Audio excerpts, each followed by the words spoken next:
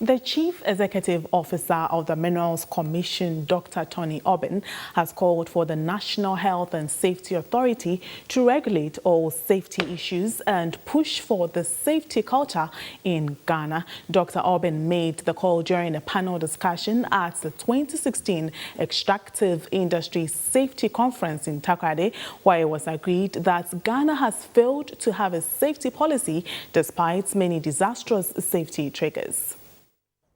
With the resurgence of the highly capital-intensive petroleum and other extractive activities, as well as general economic growth Ghana has been experiencing in the last decade, health and safety has become a matter of concern for stakeholders.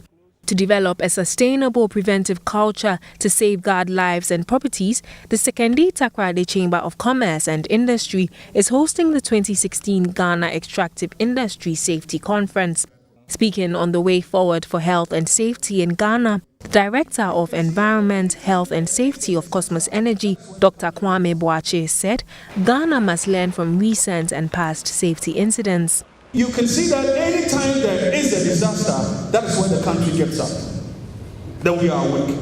We are just reacting. My fear in Ghana now, today, is the fact that the triggering mechanisms, the events, are not changing anything. I can go on and on. In May 9th, 127 people died at the stadium. What happened? 2012, 2014 in Accra, 4 major buildings collapsed. 19 people died. What happened? 8th May 2014, helicopter crash, 3 people died. So policy in HSE does not just happen. If we leave it just like it is, it's going to be here. We come next year, it's going to be the same. The next year, it's going to be the same. Something must trigger the mechanisms to change. But unfortunately for us, it is not changing. The Chief Executive Officer of the Minerals Commission, Dr. Tony Aybunn, during a panel discussion on safety, said a National Health and Safety Authority is the answer.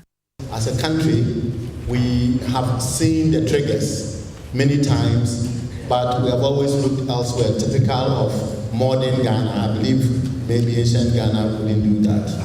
I also believe that we are asking this question because we have countries that have the national authorities that oversee health, safety, and environmental issues and all that. We know of NOSA of South Africa. I think the U.S. authority, OSHA, has been indicated, executive. So all these countries do have a national authority. So the question is, why couldn't we have the same national authority?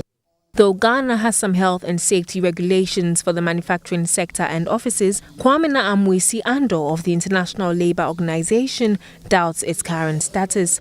The call for national body to look at health and safety is a very good call.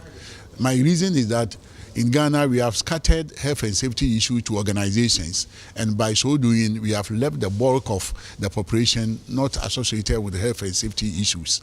The mines are looked after by the Mineral Commission and Chamber of Mines, and they have their own health and safety issues, and they have their own inspection system. Then when you come to factories and offices and shops, it's looked at the factory inspectors who are looking at the Factories, Offices and Shops Act. Even with, for example, the Factories, Offices and Shops Act is very late and it's not up to the international ILO standard, the Act itself. Then the enforcement group, which is the Department of Factory Inspectorate, they are also not up to the task. The chairman of the Sekondi Takoradi Chamber of Commerce, Atovan S., told Vasat One News that the conference is to help shift Ghana from being reactive to proactive on health and safety issues. A report by Agyei from Takoradi. We take our first break here, but here's what's coming.